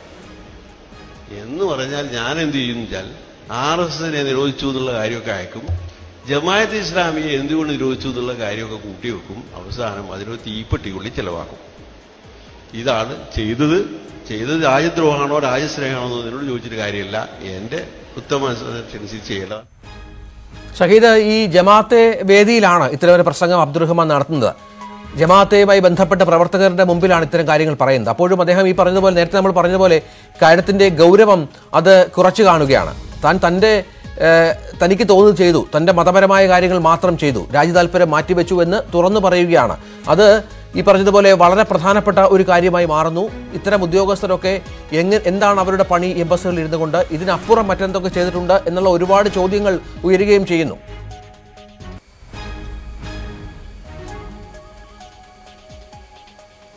രഞ്ജിത്ത്, തീർച്ചയായും ഈ ജമാഅത്തെ ഇസ്ലാമിയുടെ ഒരു സംഘടനാ സ്വഭാവവും അവരുടെ ആശയ അടിത്തറയും ഒക്കെ നമ്മൾ പലതവണ മുൻകാലങ്ങളിൽ പല ഘട്ടങ്ങളിലും പല നിലയിലും ചർച്ച ചെയ്യപ്പെട്ടതാണ്. അതായത് ഒരു ഘട്ടത്തിൽ അവർ ദൈവഭരണം, ഹുക്കുമത്തെ ഇലാഹി, ദൈവഭരണം ഇന്ത്യയിൽ സംസ്ഥാപിതമാകണമെന്ന് പറയുകയും പ്രചരിപ്പിക്കുകയും ചെയ്തൊക്കെ ഒരു സംഘടനയായിരുന്നു. ജനാധിപത്യത്തിലും അവരുടെ അടിസ്ഥാന ആശയധാരകളിലൊക്കെ ജനാധിപത്യവും മതേതരത്വവും ഒക്കെ പൊള്ളയാണ്. അതിൽ വിശ്വസിക്കാൻ, അതിനെ പിന്തുണയ്ക്കാൻ കഴിയുകയില്ല എന്നുള്ളൊരു നിലപാടൊക്കെ അവരുടെ ആധികാരിക രേഖകൾ, അവരുടെ സ്ഥാപകനായ അബുലോല മൗദൂദിയുടെയൊക്കെ രേഖകളും പുസ്തകങ്ങളും ഒക്കെ അങ്ങനെ അതുകൊണ്ട് അതൊന്നും പിൻവലിക്കാൻ ഇതുവരെ സംഘടന തയ്യാറായിട്ടില്ല. ഒരു ഘട്ടത്തിൽ പിന്നീട് അവർ ജനാധിപത്യ പ്രക്രിയയിലേക്ക് വരികയും പിന്നീട് രാഷ്ട്രീയ പാർട്ടി രൂപീകരിക്കുകയും ഒക്കെ ചെയ്യുന്നതും നമ്മൾ കണ്ടതാണ്. പക്ഷേ ആ ഒരു രൂപമാറ്റം വരുന്നതിന് മുമ്പ് 1975കളിലുള്ള ഒരു കഥ കൂടിയാണ് അബ്ദുറഹ്മാൻ പറയുന്നത് എന്നുള്ളതും ശ്രദ്ധേയമാണ്. അതായത് ഈ തരത്തിൽ ജനാധിപത്യ സ്വഭാവത്തിലേക്കൊക്കെ സംഘടന വരുന്നതിന് മുമ്പുള്ള അവരുടെ അന്ന് നടത്തിയ ഒരു പ്രവർത്തനം കൂടിയാണ് ഇത് എന്നുള്ളതും ശ്രദ്ധേയമായ കാര്യമാണ്. അതുകൊണ്ട് തന്നെ ആ കാര്യം വളരെ കൃത്യമായി അദ്ദേഹത്തിന് ചെയ്യാൻ കഴിഞ്ഞു എന്നുള്ളത് ആ കാലവുമായി ബന്ധപ്പെട്ടതാണ് എന്നുകൂടി നമ്മൾ ഈ ഘട്ടത്തിൽ മനസ്സിലാക്കേണ്ടി വരും. കാരണം ആ രീതിയിൽ ജനാധിപത്യത്തെയും മതേതരത്വത്തെയും ഇന്ത്യൻ ഭരണകൂടത്തെ പോലും ആ അർത്ഥത്തിൽ ഉൾക്കൊള്ളാൻ കഴിയാത്ത ഒരു സംഘടനാ കാലത്ത് നിന്നുകൊണ്ടാണ് അബ്ദുറഹ്മാൻ അന്ന് ഇന്ത്യൻ എംബസിയിൽ താൻ ഈ രീതിയിലുള്ള ഇടപെടൽ നടത്തിയെന്ന് അദ്ദേഹം വിശദീകരിക്കുന്നത്. പക്ഷേ അപ്പോഴുമൊക്കെ ആ സംഘടനാ തത്വങ്ങളും ചിന്തകളും അവരുടെ ആശയധാരകളും ഒക്കെ എന്തു തന്നെയായാലും സർക്കാരിൻ്റെ, ഇപ്പോൾ ഇന്ത്യൻ എംബസി പോലെയുള്ള ഒരു വളരെ നയതന്ത്ര സ്വഭാവമുള്ള ഒരു സംവിധാനത്തിൽ ജോലിയിൽ പ്രവേശിച്ചിരിക്കെ ഈ രീതിയിൽ തങ്ങളുടെ സങ്കുചിതമായ സംഘടനാ താല്പര്യത്തിന് വേണ്ടി ആ പദവി ദുരുപയോഗം ചെയ്തു എന്നുള്ള ഒരു വെളിപ്പെടുത്തലാണ് അദ്ദേഹം തന്നെ നടത്തുന്നത്. പക്ഷേ അദ്ദേഹം ഇതിൻ്റെ ഗൗരവം അദ്ദേഹം കുറച്ച് കാണുന്നോ എന്നുള്ളൊരു സംശയമുണ്ട്. കാരണം അദ്ദേഹം തന്നെ അത് തൊട്ട് പിന്നാലെ പറയുന്നുണ്ട്, ഇത് രാജ്യദ്രോഹമാണോ രാജ്യസ്നേഹമാണോ എന്ന് തനിക്ക് പറയാൻ കഴിയുകയില്ല എന്ന് അദ്ദേഹം പറയുന്നത്. ഒരുപക്ഷെ ഇതിന് രാജ്യദ്രോഹ വ്യാഖ്യാനവും ഉണ്ടാകാമെന്ന് അദ്ദേഹം തന്നെ തിരിച്ചറിയുന്നുണ്ട് എന്നാണ് നമ്മൾ മനസ്സിലാക്കുന്നത്. പക്ഷേ ഈ രീതിയിൽ പ്രസംഗം പുറത്തേക്ക് വന്ന് പൊതുസമൂഹം ഈ രീതിയിൽ ചർച്ച ചെയ്യുമെന്ന് അദ്ദേഹം പ്രതീക്ഷിച്ചിരിക്കില്ല എന്നാണ് നമ്മൾ മനസ്സിലാക്കേണ്ടത്. പക്ഷേ ഈ ഘട്ടത്തിൽ അതീവ ഗൗരവതരമായി തന്നെ ഈ വെളിപ്പെടുത്തലെ കാണേണ്ടി വരികയും ചെയ്യും. ഏതായാലും അബ്ദുറഹ്മാന്റെ വിവാദ പ്രസംഗമാണ് ന്യൂസ് 18 പുറത്തുവിടുന്നത്. അത് ഇന്ത്യൻ എംബസിയിൽ ഇരിക്കെ ഇത്തരമൊരു കാര്യം ചെയ്തു എന്നുള്ളതാണ്. RSSന്റെ നിരോധനവുമായി ബന്ധപ്പെട്ട ലഘുലേഖകൾ പ്രചരിപ്പിച്ചു. അതേസമയം ജമാഅത്തെ ഇസ്ലാമിയെ നിരോധിച്ചുകൊണ്ട് കേന്ദ്ര സർക്കാർ ഡിപ്ലോമാറ്റിക് ബാഗേജിലൂടെ അയച്ച ഔദ്യോഗിക രേഖ അത് അവിടെ പ്രചരിപ്പിക്കാതെ, ആൾക്കാരിൽ എത്തിക്കാതെ, സർക്കാർ സംവിധാനങ്ങളിലും ഖത്തറിലെ സംവിധാനങ്ങളിൽ എത്തിക്കാതെ, മാധ്യമങ്ങളിൽ എത്തിക്കാതെ കത്തിച്ചു കളഞ്ഞു എന്നുള്ള നിർണായകമായ ഒരു വെളിപ്പെടുത്തൽ അബ്ദുറഹ്മാന്റെ ഭാഗത്തുണ്ടാകുന്നു. ആ പ്രസംഗമാണ് ന്യൂസ് 18 പുറത്തുവിട്ടത്. 1977 അതിനു മുമ്പ് 1975 കുറിച്ച് പറയേണ്ടതുണ്ട്. ഈ 75 ജൂണിൽ ഇന്ത്യൻ എംബസിയിൽ, ഖത്തറിലെ ഇന്ത്യൻ എംബസിയിലാണ് ഞാൻ ഒരു ഇന്റർപ്രറ്ററായി ജോലി പ്രവേശിച്ചത്, എൻ്റെ ജ്യേഷ്ഠൻ കൂടിയായ ഒ അബ്ദുള്ള സാഹിബിന് പകരമായിട്ട്. പക്ഷേ ആ ജോയിൻ ചെയ്തതിൻ്റെ പിറ്റേ ദിവസം, അല്ലെങ്കിൽ അതിന് 4-5 ദിവസങ്ങൾക്ക് ശേഷമാണ് 1975 ജൂലൈ ശ്രീമതി ഇന്ദിരാഗാന്ധി രാജ്യത്ത് അടിയന്തരാവസ്ഥ പ്രഖ്യാപിച്ചതിന്റെ തുടർന്ന്, അത് ജൂൺ 26-ാം തീയതിയാണ്, ഒരു 4-5 ദിവസം കഴിഞ്ഞപ്പോൾ ഇന്ത്യൻ ജമാഅത്തെ ഇസ്ലാമിയെ നിരോധിച്ചുകൊണ്ടുള്ള ഉത്തരവിറങ്ങുന്നത്. RSSനെയും മറ്റു ചില സംഘടനകളെയും നിരോധിച്ച കൂട്ടത്തിലാണ് ഇന്ത്യൻ ജമാഅത്തെ ഇസ്ലാമിയെ കൂടി നിരോധിച്ചത്. പിന്നീടുള്ള 2 വർഷം ശരിക്കും ഒരു പരീക്ഷാഘട്ടമായിരുന്നു.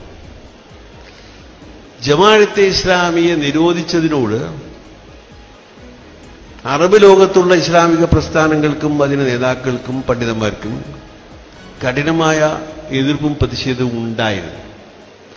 ആ പശ്ചാത്തലത്തിൽ കൂടി ഇന്ത്യൻ എംബസിയിൽ ഞാൻ ജോലി ചെയ്യുന്നുണ്ടല്ലോ. അപ്പോ ചെയ്യേണ്ട പണി എന്താണെന്ന് വെച്ചാൽ, എല്ലാ ആഴ്ചയും വരുന്ന ഡിപ്ലോമാറ്റിക് ബാഗില് ജമാഅത്ത് ഇസ്ലാമിയെ എന്തുകൊണ്ട് നിരോധിച്ചു എന്ന ലഘുലേഖ, RSSനെ എന്തുകൊണ്ട് നിരോധിച്ചു എന്ന് ആ ലഘുലേഖയൊപ്പം തന്നെ വരും. എൻ്റെ ജോലിയിൽ ഒന്ന്, രാവിലെ 10 മണിക്ക് എംബസിയിൽ വരുന്ന അംബാസഡർ ഹിസ് എക്സലൻസി ആരിഫ് കബറയിലാണ് അന്നത്തെ അംബാസഡർ. എന്നോട് പറയും, ഇതൊക്കെ ഓരോ പത്രസ്ഥാപനങ്ങളിലും ഓഫീസുകളിലും എത്തിക്കണം. RSSനെ എന്തുകൊണ്ട് നിരോധിച്ചു എന്നുള്ളത് എത്തിക്കാൻ പ്രയാസമൊന്നുമില്ല. പക്ഷെ ജമാഅത്തെ ഇസ്ലാമിയെ എന്തുകൊണ്ട് നിരോധിച്ചു എന്ന പച്ചക്കള്ളം അച്ചടിച്ചത് നിത്യേന ഈ പറയുന്ന ഓഫീസുകളിൽ എത്തിക്കേണ്ട ജോലി കൂടി എനിക്കുണ്ട്. മനസ്സാക്ഷിയിൽ നല്ല സംഘടന നടന്ന നിമിഷങ്ങളായിരുന്നു. എന്ന് പറഞ്ഞാൽ ഞാൻ എന്ത് ചെയ്യുന്നുവെച്ചാൽ, RSSനെ നിരോധിച്ചു എന്നുള്ള കാര്യമൊക്കെ അയക്കും, ജമാഅത്തെ ഇസ്ലാമിയെ എന്തുകൊണ്ട് നിരോധിച്ചു എന്നുള്ള കാര്യമൊക്കെ കൂട്ടിവെക്കും, അവസാനം അതിനൊരു തീപ്പെട്ടിക്കുള്ളി ചെലവാക്കും. ഇതാണ് ചെയ്തത് രാജ്യദ്രോഹമാണോ രാജ്യസ്നേഹമാണോ എന്നോട് ചോദിച്ചിട്ട് കാര്യമില്ല. എന്റെ ഉത്തമനുസരിച്ച് ചെയ്യേണ്ടതാണ് ചെയ്തത്. ഇടവേളയാണ്. കൂടുതൽ വാർത്തകൾക്കും വിശദാംശങ്ങൾക്കും malayalam.news18.com.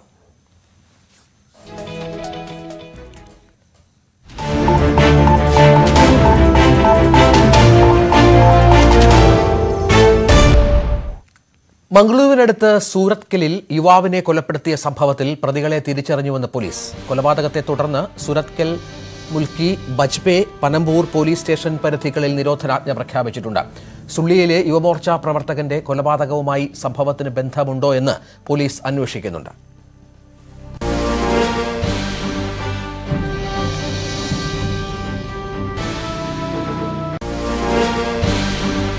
ಮಂಗಳೂರು ಕಮಿಷನರೇಟ್ ವ್ಯಾಪ್ತಿಯ 4 ಪೊಲೀಸ್ ಠಾಣೆಗಳು, ಸೂರತ್ಕಲ್, ಪಣಂಬೂರ್, ಮುಲ್ಕಿ ಮತ್ತು ಬಜ್ಪೆ, ಈ 4 ಪೊಲೀಸ್ ಠಾಣಾ ವ್ಯಾಪ್ತಿಯಲ್ಲಿ ನಾವು ಪ್ರಾಹಿಬಿಟರಿ ಆರ್ಡರ್ಸ್ ಅಂದರೆ ನಿಷೇಧಾಜ್ಞೆ 144 CRPC ಅಡಿಯಲ್ಲಿ ಜಾರಿ ಮಾಡಿದ್ದೇವೆ. ಅದೇ ರೀತಿ ನಾಳೆ ಶುಕ್ರವಾರ ಏನಿದೆ, ಮುಸಲ್ಮಾನ ಬಂಧುಗಳಿಗೆ ಪವಿತ್ರವಾದ ದಿನ, ಪ್ರಾರ್ಥನಾ ವಿಧಿಗಳನ್ನು ಮಾಡಲಿಕ್ಕೆ ಮಸೀದಿಗೆ ಹೋಗುವಂಥದ್ದಿರುತ್ತೆ.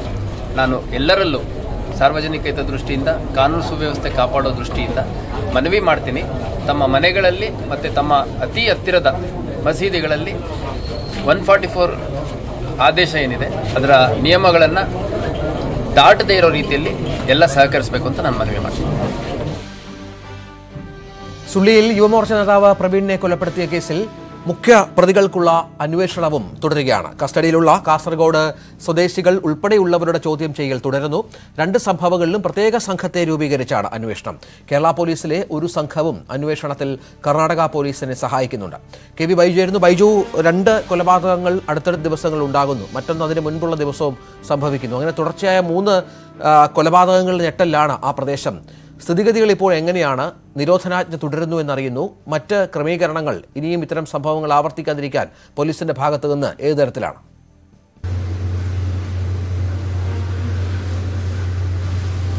രഞ്ജിത്ത്, ഇപ്പോൾ ഏറ്റവും പുതുതായി പുറത്തുവന്ന വാർത്ത, മംഗളൂരു നഗരപരിധിയിലെ മുഴുവൻ പോലീസ് സ്റ്റേഷൻ പരിധികളിലും ഇപ്പോൾ നിരോധനാജ്ഞ പ്രഖ്യാപിച്ചിരിക്കുന്നു. കൂടാതെ മദ്യഷോപ്പുകൾ അതുപോലെ തന്നെ റെസ്റ്റോറന്റുകൾ ഇവ അടച്ചിടാനും സിറ്റി പോലീസ് കമ്മീഷണർ നിർദ്ദേശം നൽകിയിരിക്കുന്നു. രാത്രി 10 മണിക്ക് ശേഷം അനാവശ്യമായി പുറത്തിറങ്ങുന്നവർക്കെതിരെ നടപടിയെടുക്കും. വാഹനങ്ങൾ ഇത്തരത്തിൽ കൃത്യമായ രേഖകൾ എന്തിനാണ് പോകുന്നതെന്നുള്ള രേഖകൾ നൽകിയില്ലെങ്കിൽ വാഹനങ്ങൾ കണ്ടെടുക്കുന്നതിനുള്ള കർശന നടപടി സ്വീകരിക്കും. ഒപ്പം കേരള കർണാടക അതിർത്തി പ്രദേശങ്ങളിൽ എല്ലാ ഇടങ്ങളിലും വാഹന പരിശോധന കർശനമാക്കിയിട്ടുണ്ട്. ഇത്തരത്തിൽ ഈ സംഘർഷ സാധ്യത മുൻനിർത്തി വലിയ തോതിലുള്ള സുരക്ഷയാണ് ഇപ്പോൾ മംഗളൂരുവിലും പരിസര പ്രദേശങ്ങളിലും ഉള്ളത്. എന്തായാലും മംഗളൂരു ഉൾപ്പെടുന്ന ദക്ഷിണ കന്നഡ ജില്ലയിൽ 3 കൊലപാതകങ്ങൾ ഒരാഴ്ചക്കിടെ നടന്നത് വലിയ ഞെട്ടലോടെയാണ് കാണുന്നത്. എന്നാലും ഈ കൊലപാതകങ്ങളിലെല്ലാം എന്താണ് ഇത് പ്രധാനപ്പെട്ട കാരണം എന്ന് ഇതുവരെ പോലീസ് സ്ഥിരീകരിച്ചിട്ടില്ല. പോലീസിന്റെ ഭാഗത്തുനിന്നും ഒരു അറിയിപ്പ് വന്നിട്ടില്ല. എന്തായാലും പ്രവീണിന്റെ കൊലപാതകവുമായി ബന്ധപ്പെട്ട് നിരവധി പേർ കസ്റ്റഡിയിലുണ്ട്. ഇതിൽ കാസർഗോഡ് സ്വദേശികളുമുണ്ട്. ഇവരെല്ലാം ചോദ്യം ചെയ്തു വരികയാണെന്നാണ് പറയുന്നത്. ഇന്നലെ 2 അറസ്റ്റാണ് ഈ സംഭവത്തിൽ രേഖപ്പെടുത്തിയത്. ഈ 2 അറസ്റ്റും ഈ പ്രതികൾക്ക് സഹായം ചെയ്തു എന്ന കുറ്റം മാത്രമാണ് ഇവർക്കെതിരെയുള്ളത്. എന്തായാലും മുഖ്യ പ്രതികളെ പ്രവീണിന്റെ കൊലപാതക കേസിലും കണ്ടെത്താനായില്ല. ഈ ഫാസിലിന്റെ മൃതദേഹം ഇപ്പോൾ സ്വകാര്യ ആശുപത്രിയിൽ പോസ്റ്റ്മോർട്ടം നടപടികൾക്ക് ശേഷം ഇപ്പോൾ ബന്ധുക്കൾക്ക് വിട്ടു നൽകിയിരിക്കുകയാണ്. എന്തായാലും നിരോധനാജ്ഞ നിലനിൽക്കുന്നതിനാൽ വിലാപയാത്രയോ മറ്റോ അനുവദിക്കുന്നില്ല. അതുകൊണ്ട് തന്നെ സമാധാന അന്തരീക്ഷം നിലനിർത്താൻ എല്ലാവരും സഹകരിക്കണമെന്നാണ് പോലീസ് പറയുന്നത്. ഇതിനിടയിൽ തന്നെ ഈ സർക്കാരിന് ഇത് ആഭ്യന്തര വകുപ്പിന് പ്രത്യേകിച്ച് വലിയ തലവേദനയാണ് ഇപ്പോൾ ഉണ്ടായിരിക്കുന്നത്. ഇത്തരത്തിൽ കൊലപാതകങ്ങൾ തുടർക്കഥയാവുന്നു. ഒപ്പം ഇത് കൊലപാതകത്തിന്റെ കാരണങ്ങൾ വ്യക്തമാക്കാൻ കഴിയാത്ത ഒരു സാഹചര്യം നിലനിൽക്കുന്നു. എന്തായാലും ഈ ഫാസിലിന്റെ കൊലപാതകവുമായി ബന്ധപ്പെട്ട് പ്രതികളെ തിരിച്ചറിഞ്ഞിട്ടുണ്ടെന്നാണ് പോലീസ് പറയുന്നത്. CCTV ദൃശ്യങ്ങളിൽ നിന്നാണ് പ്രതികളെ തിരിച്ചറിഞ്ഞത്. 4 പേരാണ് ഈ കൃത്യം നിർവഹിച്ചത്. ഒരാൾ വാഹനത്തിലെത്തി. 5 പേരാണ് ഈ കേസിൽ ഇപ്പോൾ ഉൾപ്പെട്ടിട്ടുള്ളത്. എന്തായാലും ഇവരെ ഉടൻ പിടികൂടുമെന്ന് സിറ്റി പോലീസ് കമ്മീഷണർ വ്യക്തമാക്കുന്നുണ്ട്. എന്തായാലും മംഗലാപുരത്തും അതുപോലെ തന്നെ ദക്ഷിണ കന്നഡ ജില്ലയിലും വലിയ സംഘർഷ സാധ്യത നിലനിൽക്കുന്നു. പോലീസ് കർശനമായ നിയന്ത്രണവും ഏർപ്പെടുത്തിയിട്ടുണ്ട്. രഞ്ജിത്ത്, അതാണ് പ്രധാനപ്പെട്ട വിവരമായി ഘട്ടത്തിലുള്ളത്. മറ്റു ചില വാർത്തകളിലേക്ക് ഇതുമായി ബന്ധപ്പെട്ട് പോയാൽ മന്ത്രി ആന്റണി രാജുവിനെതിരായ തൊണ്ടി മുതലിൽ കൃത്രിമം കാണിക്കൽ കേസിലെ വിചാരണ നടപടികൾ വേഗത്തിലാക്കണമെന്നാവശ്യപ്പെട്ട് സമർപ്പിച്ച ഹർജി ഹൈക്കോടതി ഇന്ന് പരിഗണിക്കും. നെടുമങ്ങാട് മജിസ്ട്രേറ്റ് കോടതിയുടെ പരിഗണനയിലുള്ള കേസിൽ വർഷങ്ങളായി യാതൊരു പുരോഗതിയും ഇല്ലെന്ന് ചൂണ്ടിക്കാട്ടി പൊതുപ്രവർത്തകനായ ജോർജ് വട്ടക്കുളമാണ് ഹൈക്കോടതിയെ സമീപിച്ചത്. ഹർജിക്കാരന് ഇത്തരമൊരു ആവശ്യം ഉന്നയിക്കാൻ നിയമപരമായി അവകാശമില്ലെന്ന സർക്കാർ വാദം തള്ളിയ കോടതി ഹർജി ഫയലിൽ സ്വീകരിച്ച് ഇന്ന് പരിഗണിക്കാൻ മാറ്റുകയായിരുന്നു. നീറ്റ് പരീക്ഷയ്ക്കിടെ പരീക്ഷാർത്ഥിയുടെ അടിവസ്ത്രമഴിപ്പിച്ച സംഭവത്തിൽ പെൺകുട്ടിക്ക് കേന്ദ്ര സർക്കാർ നഷ്ടപരിഹാരം നൽകണമെന്നാവശ്യപ്പെട്ടുള്ള പൊതുതാൽപര്യ ഹർജി ഹൈക്കോടതി ഇന്ന് പരിഗണിക്കും. ഇത്തരം സംഭവങ്ങൾ ആവർത്തിക്കപ്പെടുന്ന സാഹചര്യത്തിൽ നീറ്റ് പരീക്ഷാ നടത്തിപ്പിന് പൊതുവായ മാനദണ്ഡം നടപ്പിലാക്കാൻ നിർദ്ദേശിക്കണമെന്ന് ഹർജിയിൽ ആവശ്യമുണ്ട്. കൂടാതെ പെൺകുട്ടിക്ക് സൗജന്യ കൗൺസിലിംഗ് അടക്കം നൽകാൻ ദേശീയ മനുഷ്യാവകാശ കമ്മീഷനോട് നിർദ്ദേശിക്കണം. വീണ്ടും പരീക്ഷ നടത്താൻ ഇടക്കാല ഉത്തരവിടണമെന്നും ഹർജിയിൽ പറയുന്നു. തിരുവനന്തപുരം സ്വദേശിയാണ് പൊതുതാൽപര്യ ഹർജിയുമായി ഹൈക്കോടതിയെ സമീപിച്ചത്. വയലിനിസ്റ്റ് ബാലഭാസ്കറിന്റെ അപകട മരണത്തിൽ പുനരന്വേഷണം വേണമെന്ന ഹർജിയിൽ വിധി ഇന്ന്. CBI റിപ്പോർട്ടിലെ പിഴവുകളുണ്ടെന്ന് ചൂണ്ടിക്കാട്ടി ബാലഭാസ്കറിന്റെ പിതാവ് ഉണ്ണിയാണ് ഹർജി നൽകിയിരിക്കുന്നത്. തിരുവനന്തപുരം ചീഫ് ജുഡീഷ്യൽ മജിസ്ട്രേറ്റ് കോടതിയാണ് വിധി പറയുക. ബാലഭാസ്കറിന്റെ ഫോണുകൾ സംബന്ധിച്ച് CBI അന്വേഷണം നടത്തിയില്ലെന്നാണ് ഹർജിയിലെ പ്രധാന വാദം. അപകടത്തിന് ശേഷം ബാലഭാസ്കറിന്റെ മാനേജർ പ്രകാശൻ തമ്പി പോലീസിൽ നിന്ന് ഏറ്റുവാങ്ങിയ ഫോൺ പിന്നീട് DRI കസ്റ്റഡിയിലെടുത്തിരുന്നു. സ്വർണ്ണക്കടത്ത് അന്വേഷണത്തിന്റെ ഭാഗമായി ഫോൺ പരിശോധിച്ചു. ഈ റിപ്പോർട്ട് CBI പരിശോധിച്ചില്ലെന്ന് ഹർജി ആരോപിക്കുന്നു. ഇടവേള.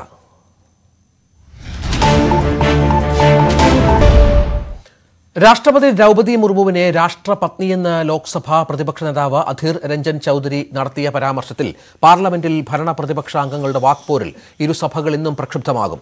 സോണിയാഗാന്ധിയെ കയ്യേറ്റം ചെയ്യാൻ ശ്രമിച്ചുവെന്ന ആരോപണം കോൺഗ്രസ് ഉന്നയിക്കും. വിഷയം പ്രിവിലേജ് കമ്മിറ്റിക്ക് വിടണമെന്നാവശ്യപ്പെട്ട് അധീർ രഞ്ജൻ ചൌധരി സ്പീക്കർക്ക് നൽകിയ കത്ത് പുറത്തു വന്നിരുന്നു. ഇക്കാര്യത്തിൽ സ്പീക്കർ ഇന്ന് നിലപാട് വ്യക്തമാക്കും. ഇതിനു പുറമെ GST, വിലക്കയറ്റം തുടങ്ങി MP മാർ സസ്പെൻഷൻ പിൻവലിക്കണമെന്ന ആവശ്യവും ഇരുസഭകളിലും പ്രതിപക്ഷം ഉന്നയിക്കും. ഹയർ സെക്കൻഡറി 1ാം വർഷ പ്രവേശനത്തിനുള്ള ട്രയൽ അലോട്ട്മെന്റ് പ്രസിദ്ധീകരിച്ചു. വെബ്സൈറ്റിൽ അലോട്ട്മെന്റ് വിശദാംശങ്ങൾ ലഭ്യമാകും. SS ശരൺ ചേരുന്നു. ശരൺ, വിവരങ്ങൾ. രഞ്ജിത്ത്, +1 പ്രവേശനത്തിന്റെ ട്രയൽ അലോട്ട്മെന്റ് പട്ടികയാണ് 8 മണിയോടുകൂടി പ്രസിദ്ധീകരിച്ചത്. അതായത് ഇന്ന് ഉച്ചയോടുകൂടി ഉച്ചയ്ക്ക് 2 മണിയോടുകൂടി പ്രസിദ്ധീകരിക്കുമെന്നാണ് നേരത്തെ വിദ്യാഭ്യാസ വകുപ്പ് അറിയിച്ചിരുന്നത്. അതാണ് നേരത്തെയാക്കി 8 മണിയോടുകൂടി പ്രസിദ്ധീകരിച്ചിരിക്കുന്നത്. എന്നാൽ ഈ വെബ്സൈറ്റ് സംബന്ധിച്ച് ചില പരാതികൾ ഇപ്പോൾ വിദ്യാർത്ഥികളുടെ ഭാഗത്തു നിന്ന് ഉയരുന്നുണ്ട്. അതായത് ഈ വെബ്സൈറ്റിലേക്ക് കയറാൻ കഴിയുന്നില്ല എന്നുള്ളതാണ് പരാതികൾ. ഈ പരാതികൾ പരിശോധിക്കുന്നുണ്ടെന്നുള്ള മറുപടിയാണ് വിദ്യാഭ്യാസ വകുപ്പിന്റെ ഭാഗത്തു നിന്ന് ഉണ്ടായിരിക്കുന്നത്. ഏതായാലും ട്രയൽ അലോട്ട്മെന്റ് പ്രസിദ്ധീകരിച്ചിരിക്കുന്നു. ഇതിനുശേഷമുള്ളത് ഇനി ആദ്യ അലോട്ട്മെന്റ് ആണ്. ആദ്യ അലോട്ട്മെന്റ് അടുത്ത മാസം 3-നാണ് പ്രസിദ്ധീകരിക്കുക. മുഖ്യ അലോട്ട്മെന്റ് അടുത്ത മാസം 20-നാണ് അവസാനിക്കുക. തുടർന്ന് 22-ാം തീയതി ക്ലാസുകൾ ആരംഭിക്കാനുള്ള നീക്കത്തിൽ കൂടിയാണ് വിദ്യാഭ്യാസ വകുപ്പ് ഉള്ളത്. നേരത്തെ തന്നെ, അതായത് ഈ ട്രയൽ അലോട്ട്മെന്റ് അടക്കമുള്ള കാര്യങ്ങൾ നേരത്തെ തന്നെ പൂർത്തിയാക്കേണ്ടതായിരുന്നു. എന്നാൽ CBSE ICSE ഫലം വൈകിയതാണ് +1 പ്രവേശന നടപടികൾ വൈകാൻ കാരണമായത്. ശരി. കടലോളം കണ്ണീർ.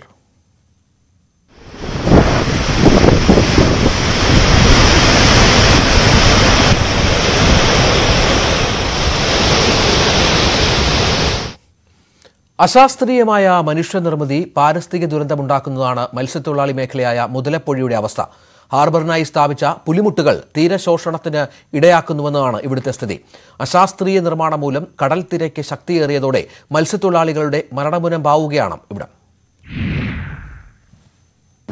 മുതലപ്പൊഴിയിലെ ഫിഷിംഗ് ഹാർബർ നിർമ്മാണത്തിന് അനുബന്ധമായിട്ടാണ് കടലിലേക്ക് നീണ്ടുകിടക്കുന്ന ഈ പുലിമുട്ടുകളും നിർമ്മിച്ചത്. ഹാർബറിലേക്ക് കടൽ തിരയുടെ ആഘാതമേൽക്കാതെ മത്സ്യബന്ധന യാനങ്ങൾക്ക് സുഗമമായി വന്നു പോകുക എന്ന ലക്ഷ്യത്തോടെയായിരുന്നു ഈ പുലിമുട്ടുകളുടെ നിർമ്മാണം. പക്ഷേ കടലിന്റെ ഗതിയും കാറ്റിന്റെ വേഗതയും നിർണ്ണയിക്കാതെ അശാസ്ത്രീയമായി സ്ഥാപിച്ച പുലിമുട്ടിപ്പോൾ വിപരീതമായ ഫലമുണ്ടാക്കുന്നുവെന്നാണ് മത്സ്യത്തൊഴിലാളികൾ ചൂണ്ടിക്കാട്ടുന്നത്.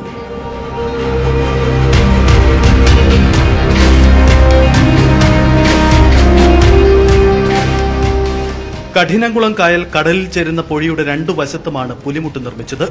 കടൽത്തിരയുടെ ശക്തിയേൽക്കാതെ മത്സ്യബന്ധന ബോട്ടുകൾക്ക് ഹാർബറിലേക്ക് പ്രവേശിക്കുകയായിരുന്നു ലക്ഷ്യം. പുലിമുട്ട് നിർമ്മിച്ചപ്പോൾ തന്നെ ഇതിന്റെ അശാസ്ത്രീയത പ്രദേശവാസികൾ ചൂണ്ടിക്കാട്ടി. പുലിമുട്ടുകൾ വിപരീത ഫലമുണ്ടാക്കിയപ്പോൾ തിരയ്ക്ക് ശക്തിയേറി. മത്സ്യബന്ധന ബോട്ടുകൾ അപകടത്തിൽപ്പെടുന്നത് നിത്യസംഭവം. ഇതുവരെ 100ഓളം മരണങ്ങളുണ്ടായി. ഈ കൊല്ലം ബീഞ്ഞ ഹാർബറൊക്കെ നോക്കിയാൽ, കൊല്ലം ഹാർബറൊക്കെ നോക്കിയാൽ ഇന്നും കാട്ടി 2 ഇരട്ടിയുണ്ട്. ഇത്തിരി പോയി വെട്ടത്തിൽ കൂടിയാണ് പോകുന്നത്. അപ്പൊ നമ്മുടെ ജീവനിൽ പണയം വെച്ചാണ് പോകുന്നത്. അപ്പോൾ വർഷത്തിൽ എങ്ങനെയാലും 5 പേരെങ്കിലും തീർന്നു പോകുന്നുണ്ട്. അന്ന് ഈ സർക്കാർ എന്ത് ചെയ്യുന്നുണ്ട്? പിന്നെ പറയും പണിക്ക് പോകണ്ടെന്ന് പറയും. ജൂൺ ജൂലൈ ആഗസ്റ്റ് അത് പോകുന്നത്. സർക്കാരിന് കിട്ടാനുള്ള ആനുകൂല്യം എന്തായാലും കിട്ടുന്നു, ഒന്നും കിട്ടുന്നില്ല. സർക്കാരിന്റെ ഭാഗത്ത് ഒരു കാര്യവും നടക്കുന്നില്ല. പുലിമുട്ടുകൾ സ്ഥാപിക്കുമ്പോൾ പരിഗണിക്കേണ്ട കാറ്റിന്റെ ഗതി, വേഗത, പ്രദേശത്തെ കടൽത്തിരയുടെ സ്വഭാവം എന്നിവയൊന്നും ശാസ്ത്രീയമായി വിലയിരുത്തപ്പെട്ടിട്ടില്ലെന്നാണ് ആരോപണം. ചെന്നൈ IIT-യുടെ ശാസ്ത്രീയ പഠനത്തിനു ശേഷമാണ് പുലിമുട്ട് സ്ഥാപിച്ചത് എന്നാണ് തുറമുഖ വകുപ്പിന്റെ വാദമെങ്കിലും സാമൂഹിക പാരിസ്ഥിതികാഘാത പഠനം നടന്നിട്ടില്ലെന്ന് മത്സ്യത്തൊഴിലാളികൾ പറയുന്നു.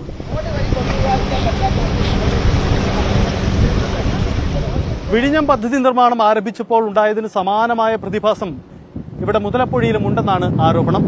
അഞ്ചുതെങ്ങ് മുതൽ വടക്കൻ ഭാഗത്തേക്ക് വലിയ തരത്തിലുള്ള തീരനഷ്ടമുണ്ടാകുമ്പോൾ പെരുമാതുറ മുതൽ തെക്കൻ ഭാഗത്തേക്ക് പുതിയതായി തീരം രൂപപ്പെടുന്നു എന്നതാണ് പുതിയ പ്രതിഭാസം.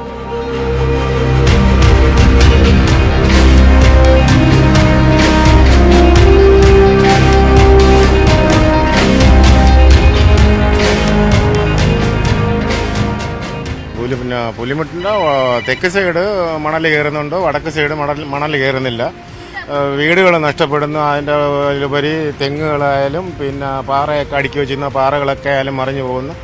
വർഷകാലത്ത് തിരമാല കയറി റോഡിൻ്റെ അപ്പുറത്ത് വരെ കായൽ വരെ പോകുന്നുണ്ട്. അങ്ങനെയുള്ളൊരവസ്ഥയാണ് ഇപ്പോൾ ഈ തീരദേശ മേഖലയിലുള്ളവരുടെ രീതി. പിന്നെയെന്ന് പറയുന്നത് അവർ നേരത്തെ പറഞ്ഞ് ഇവിടെ പുലിമുട്ടൊക്കെ അടിച്ച് സ്ഥാപിക്കുമെന്നൊക്കെ പറഞ്ഞാൽ അതിൻ്റെ പശ്ചാത്തലത്തിൽ രണ്ടാമത് അവർ പുലിമുട്ടൊന്നും ഇതുവരെ അടിച്ചില്ല. അതിൻ്റെ പശ്ചാത്തലത്തിലാണ് വേണ്ട ഇതെല്ലാം പൊട്ടി പൊളിഞ്ഞ് ഇങ്ങനെ വീടൊക്കെ എല്ലാവരുടെയും നാശമായി. അഞ്ചുതെങ്ങ് മുതൽ വർക്കല വരെ നീളുന്ന തീരഭാഗത്താണ് കടൽക്ഷോഭം ഏറ്റവും രൂക്ഷം. നിരവധി വീടുകൾ കടലെടുത്തു.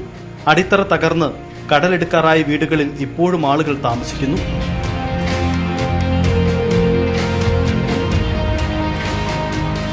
ഇപ്പൊ കഴിഞ്ഞ കടലിലാണ് നമ്മളെ ബാത്റൂം ഇടിഞ്ഞു പോയി, പിന്നെ കുളിമുറി ഇടിഞ്ഞു പോയി. ഇപ്പൊ എയർ കേഷും ഇത് എല്ലാം ഇടിഞ്ഞു. പിന്നെ നമ്മൾ പേടിയില്ലാതെ നമ്മളിവിടെ സ്ഥിരം കിടക്കുന്നതുകൊണ്ട് നമുക്ക് പേടിയില്ല, അതേ ഉള്ളു.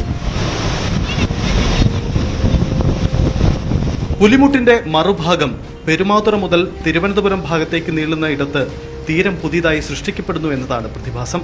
മുതലപ്പൊഴി ഹാർബറിന് സമീപത്തായി ഇങ്ങനെ രൂപപ്പെട്ട ഇടം അദാനി ഗ്രൂപ്പിന് കരിങ്കല്ല് നിക്ഷേപിക്കാനായി വിട്ടുകൊടുത്തു. ഇതാവട്ടെ മത്സ്യത്തൊഴിലാളികൾക്ക് തൊഴിലെടുക്കാൻ പുതിയ തടസ്സമായി.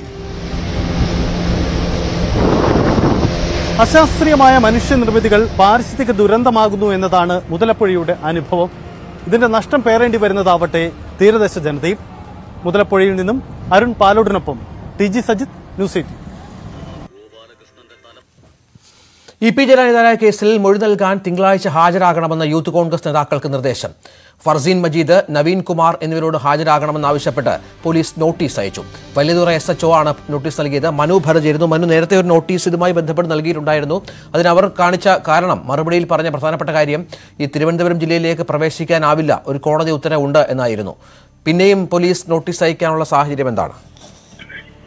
പോലീസ് വീണ്ടും നോട്ടീസ് അയച്ചിരിക്കുന്നതിൽ ഒരു കാര്യം വ്യക്തമാക്കിയിരിക്കുന്നു. ഈ കേസിൽ താങ്കളുടെ മൊഴി രേഖപ്പെടുത്തേണ്ടത് അത്യന്താപേക്ഷിതമായതിനാൽ ജാമ്യ വ്യവസ്ഥയിന്മേൽ ഉചിതമായ നിയമോപദേശം തേടണം എന്നാണ് നോട്ടീസിൽ പോലീസ് വ്യക്തമാക്കിയിരിക്കുന്നത്.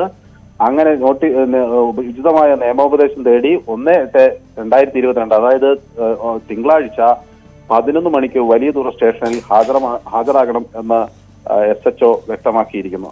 അപ്പോൾ ഈ കേസ് നൽകിയ സാഹചര്യത്തിൽ പരാതിക്കാർ എന്ന നിലയിൽ അവരുടെ മൊഴി നൽകേണ്ടതുണ്ട്. അതിന് ബന്ധപ്പെട്ട നിയമ സംവിധാനങ്ങൾ ഉപയോഗപ്പെടുത്തിക്കൊണ്ട് അതിനുശേഷം ഇവിടെ എത്താനുള്ള ഉത്തരവാദിത്വം ഇവർക്കുണ്ട്, പരാതിക്കാർക്കുണ്ട് എന്ന് വ്യക്തമാക്കിയാണ് വലിയതുറ പോലീസ് ഫർസീൻ മജീദിനും അതുപോലെ നവീൻ കുമാറിനോടും ഹാജരാകണം എന്ന് ആവശ്യപ്പെട്ടുകൊണ്ടുള്ള നോട്ടീസ് അയച്ചിരിക്കുന്നത്. മനു ഭരതാണ് വിവരങ്ങൾ പങ്കുവച്ചത്. ന്യൂസ് അപ്ഡേറ്റ്സ് പൂർണ്ണമാകുന്നു. നമസ്കാരം.